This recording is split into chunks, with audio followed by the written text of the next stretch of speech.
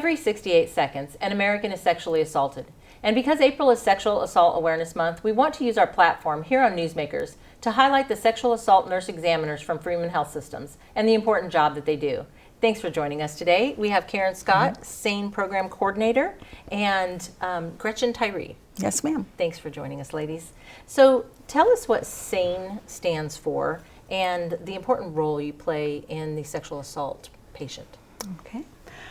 SANE stands for Sexual Assault Nurse Examiner. It involves a registered nurse or advanced practice nurse who's had special training in helping victims of sexual assault. The important thing that we provide for patients is specialized care dedicated only to their case or their situation, as opposed to a situation where someone goes to an emergency room, for example, and they may have to wait in line with all the other patients and all that kind of thing like that. We're specially trained and work exclusively with that one particular patient. Okay. And so, yeah, when you go to the ER, you have, like, at some point, especially during COVID, there were 20-hour waits, or because everybody was overwhelmed, the whole system. So when a person presents and says that they were raped or assaulted, are you guys on call? Somebody's there 24/7? How does that work? We actually work on an on-call system. Okay. Now I have office hours, so I am there a lot, usually on weekdays. But aside from that, we, on nights, weekends, holidays, etc., we have an on-call system. And so then that way they don't have to wait. Right. They tell you what they're there for, and they're Right. taken immediately. Talk about the facilities. What sets Freeman apart? What do you have for? Well, I think we are different from a lot of other, just like a standard ER, in that we have actually a comprehensive program. It was a multidisciplinary effort by practically every department in the hospital, very much supported by our administration, in that we kind of function like a mini department within the ER, in that we have our own exam room, we have our own charts, we have our own equipment. So we're lucky that we have the doctors and providers and social services and other facilities of the emergency room available to us, but we basically function pretty autonomously, as like a little mini department. And you said you have a separate facility or a room set aside for the patients. Right. We, because of COVID, we had recently been sharing a room, but now we actually just found out yesterday that we'll get to go back to our original room, which isn't exclusively used for these exams. And it's much more comfortable and less sterile looking. Okay. Some of our patients are a little scared when they come into a room that has oxygen and all kinds of things in it, and now we can go back to this beautiful setting, which is calmer, the lighting's calmer. Sure. And it just looks friendlier. And that's what sometimes they need at that juncture. Well, it makes the person able to talk easier, not as threatening. Sure. So Gretchen, tell us how or why did you become SANE? Wow, I have probably done a lot of education to get to this point. I've been a nurse since 1985, and of course with me everything progressed into something bigger and better. And then I have a child I raised and homeschooled him, and then when he graduated, it was all of a sudden I said, wait a minute, I'm not done. But what was I going to do? I thought, someone my age, there is nothing left. And I heard about the grant program from Pittsburgh State University, which was sexual assault nursing. And I called, and Wendy Overstreet, who is my supervisor there, said, oh, well, do you really want to work? And I said, yes. Yes. And when I learned what they were doing, and I knew that in the program that I developed at St. John's, I would say, unfortunately, 80% of the patients I took care of in group therapy had been raped, molested, assaulted, and they might have been 35 or 40 years old before they were able to start talking about it and start letting it go. And that's when you worked as a psychiatric nurse? Yes, psychiatric and behavioral care person. And I said, gosh, I've got all this experience. I bet I have something to offer. And believe it or not, Freeman had an opening, and Karen and I spoke to each other, and it was like, wow, made in heaven. Right. I'm thrilled. Because what I can give back are my personal experiences, as well as my nursing experience, my psychiatric experience, and my criminal justice experience. And that makes it good for a person who comes in scared to death. Yeah. You know, this is what we have to offer, and we're going to take care of you. Well, when you have all that wrapped up in your brain, I mean, I would think that you have so much more to offer. So Yeah. you found your calling. Yes, and it works. I hope I last a long time. Right. So what makes someone a forensic nurse as opposed to just, I say just a nurse. Nurses are everything. But what makes somebody a forensic nurse? Okay. Well, the difference is that forensic nurses take care of either victims or perpetrators of crimes. So actually a nurse that works like in a correctional facility is considered a forensic nurse. But one group under, subgroup or subcategory under forensic nursing is sexual assault nurse examiners. So it's kind of, I like to think of it, it's like the intersection of the criminal justice system and nursing. Well, and that's a huge intersection for a lot of things. Well, we do Lots of extra crimes. education. We have to do 40 hours of didactic, and I'm also certified in pediatric SANE as well. But we don't do that at Freeman. We refer that to the Child Advocacy Council, and there's the center. But the interesting thing about it is I was able to go to Minnesota and do hands-on training, which was, as she said, the intersection. Sure. You know, we learn ultraviolet light, we learn how to do speculum exams, we learn how to test clothing. That side of forensics that an RN would not do if they were just in the hospital. It's crime scene analysis Right. or crime scene investigation with a living, breathing, moving Yes. crime scene, Right. basically. Wow.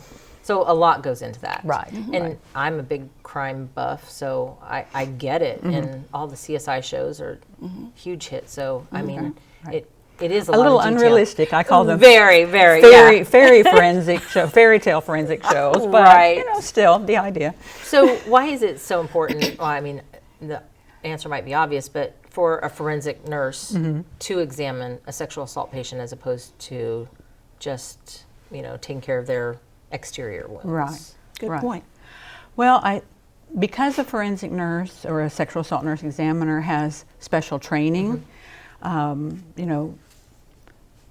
we have special training in assessing the patient, determining if they do need medical services or not, making sure, that they have a safe place to go when they leave the hospital, so developing a safety plan, assessing, what their needs might be psychologically as well as, physically. So we have special training in looking what sorts, based on the information we gather from the patient, what sorts of evidence might be able to collect. Just as an example, if there was no, no anal contact, there's no reason to swab that area. Sure. Whereas somebody who doesn't have that type of a training, they may think, well, I just have to do, here I've got this kid and I have to do everything that's in here, no matter what, No. So it helps us establish, priorities, Sure. What is the best for the patient as far as evidence collection if they choose to have that done. Well, I will say I was a little taken aback when I first learned about this. Why are we going to re-traumatize Sure. a patient? And that's been a huge question. And why would we use a speculum on someone who has been assaulted? Sure. Well, I learned. Some patients don't know if the person has ejaculated inside them. They'll say, I don't know. Right. And so you may be able to collect some of that evidence. You're also looking for injury that's possible. It's not always, doesn't always happen, but it can. So we want to make sure we catch that. Maybe evidence of other traumas, illnesses. You just never know. So I've learned to do it as gently as possible and kind of guide them through this. And I've had no trouble thus far with people being, weirded out about it. I was more weirded out about it. Sure. And when then you find out what's all involved. Yeah. And then I went, now I understand. And I'm going to let them understand it as well. Sure. And informed consent is very important with everything that we do. We explain everything that we're going to do, why we do it, and it's always their choice. If there's any particular part of the exam that they don't want to do, that's perfectly fine. That's their choice. We don't do it. Because a forensic exam is also all about giving power and control back to the patient. Because, sexual assault and rape is not about sex, it's about power and control. So we try to do everything that we can to give that power back to the patients. They're the ones driving the train, basically, as far as the exam goes, what they want to have done or what they may not want to do. And something as subtle as not wanting your picture taken to put in your chart, that's huge when somebody says, I don't want it done. And they're like, it's okay. Yes, it's okay. Right. We'll get through this. And I think some people don't realize that a patient that has been this traumatized, they're not able necessarily to advocate for themselves. So to be forced, and I get both sides, to be forced into, you have to do all this or else, which is, I think, the way it used to be done, if they were going to collect evidence in the first place. Right. Talk about this rape kit that you do have here and what all it entails. I guess not everything, but the big things that you... Well, the nice thing is that these are provided by the State Highway Patrol. So the nice thing is that you've got lots of swabs and boxes and things like that for pretty much just about anything that you might think you might need to do, but most of the time you don't use nearly all of this stuff.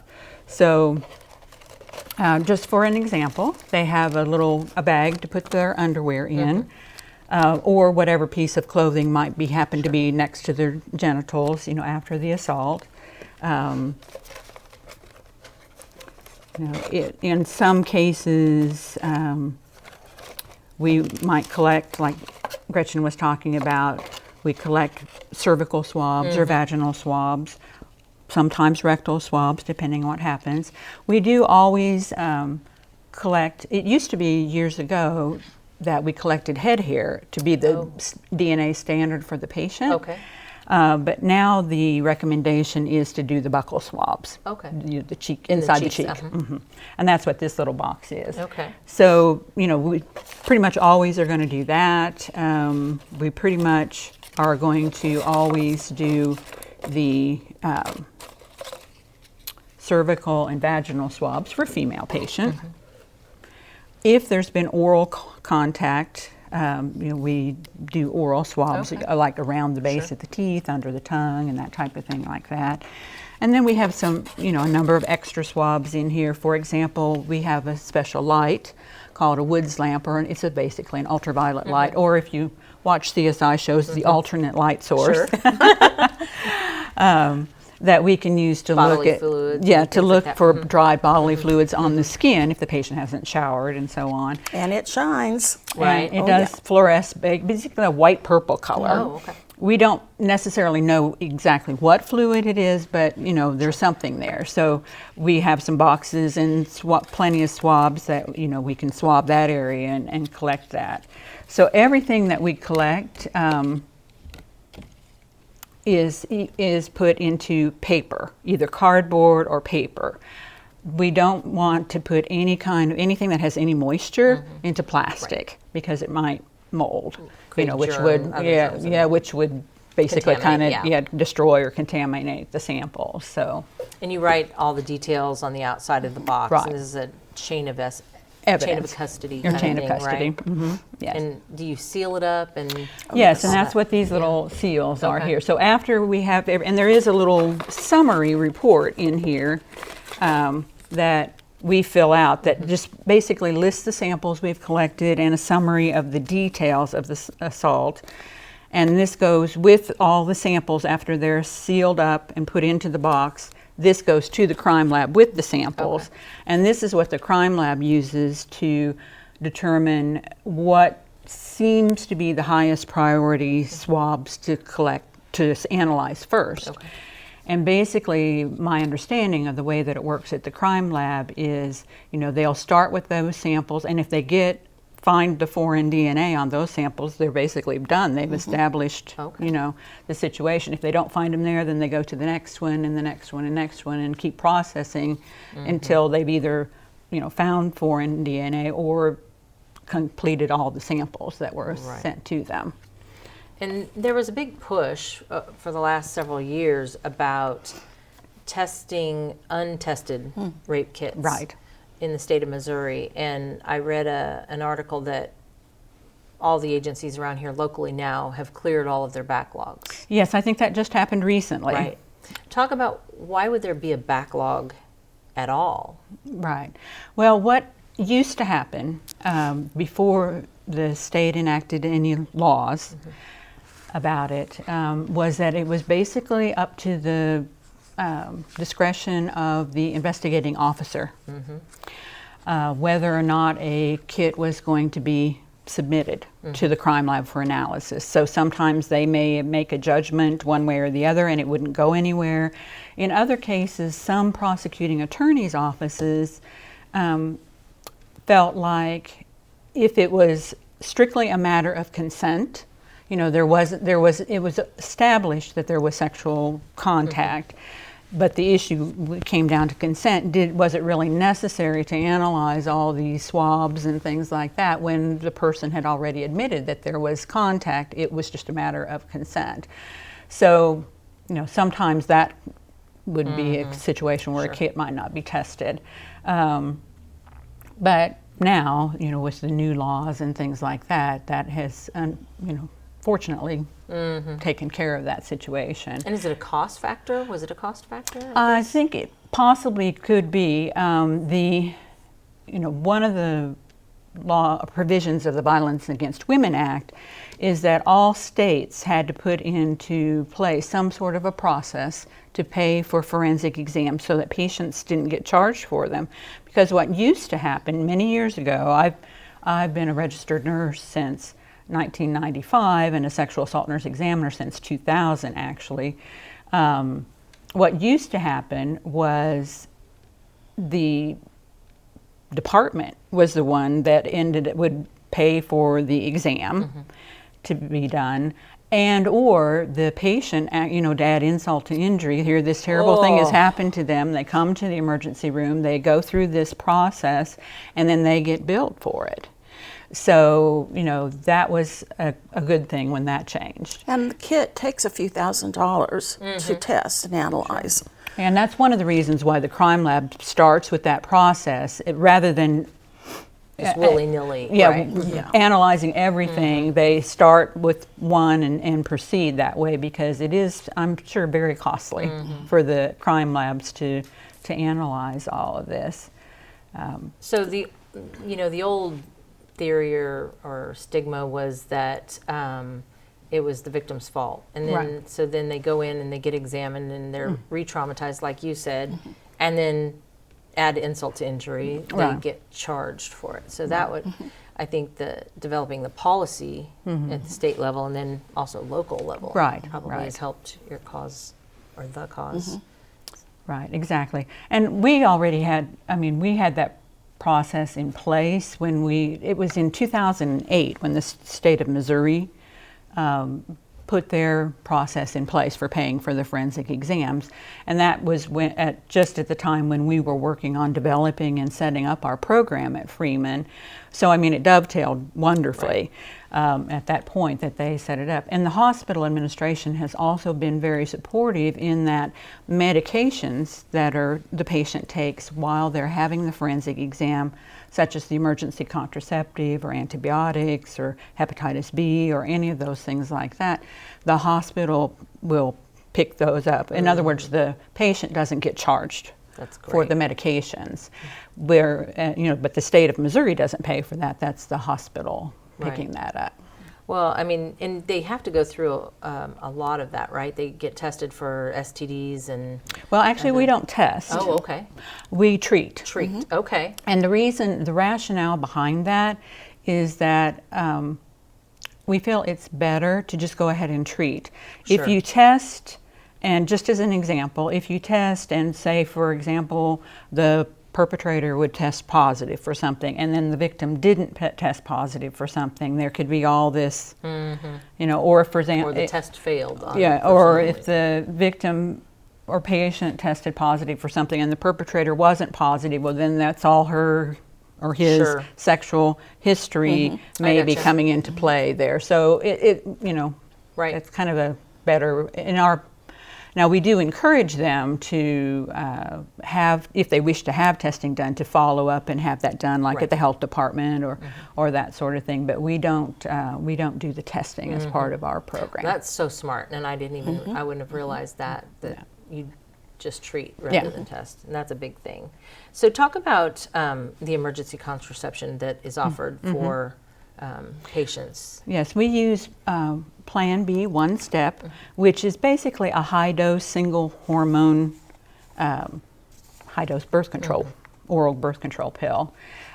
It works to prevent ovulation or delay ovulation, very much like a number of other birth control medications do.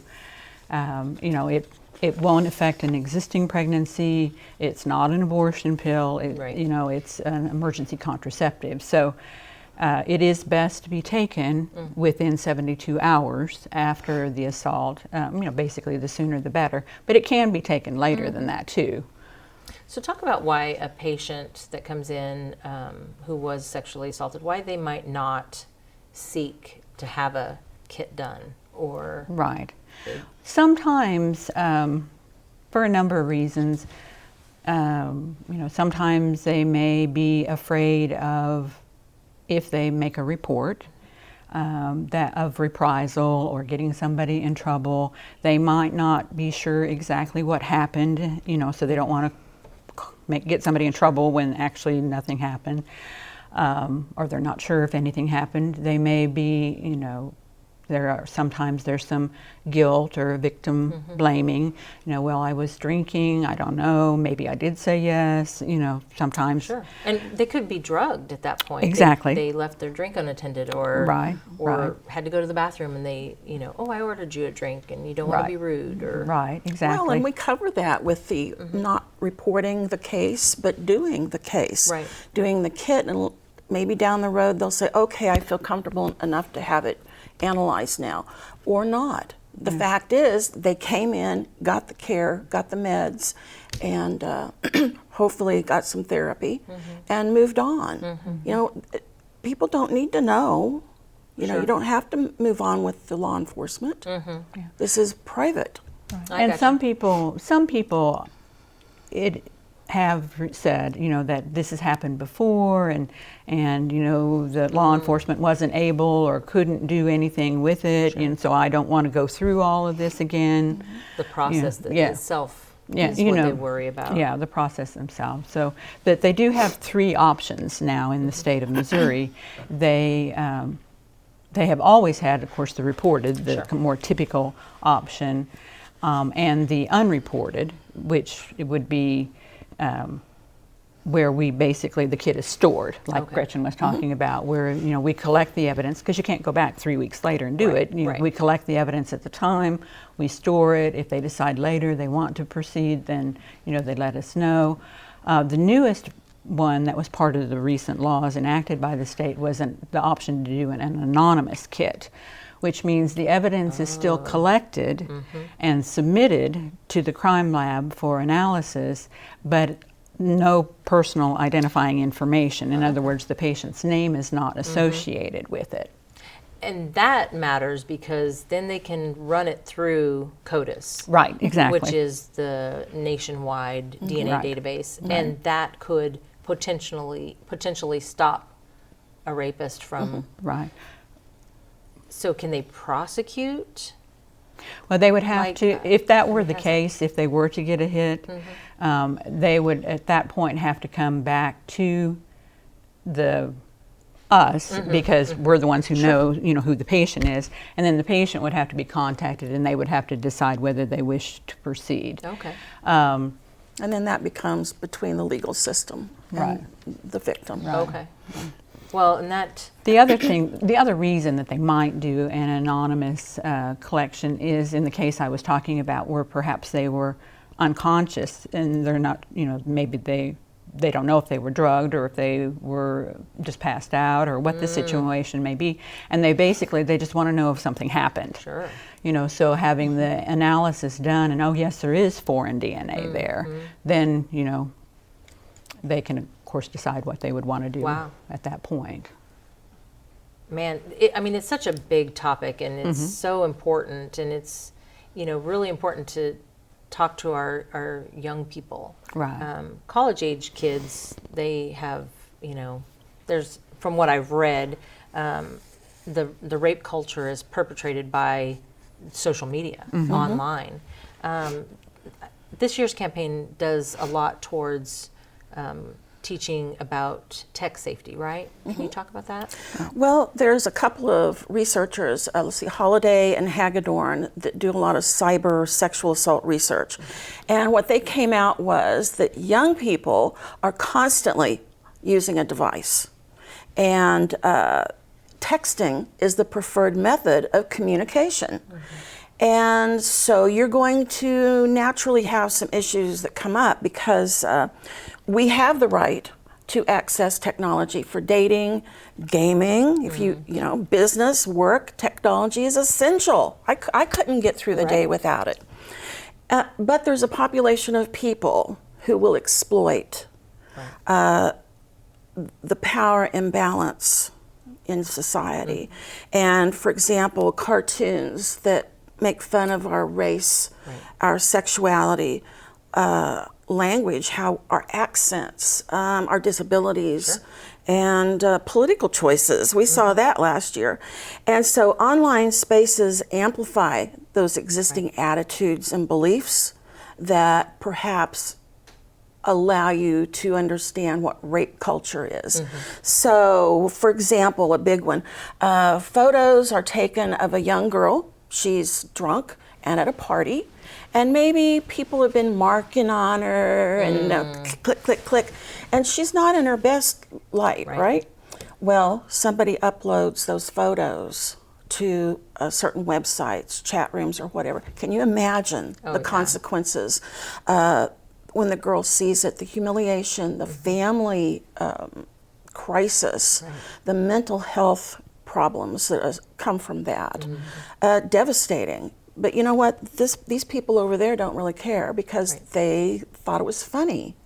They don't believe, they don't understand what's going to happen to this girl.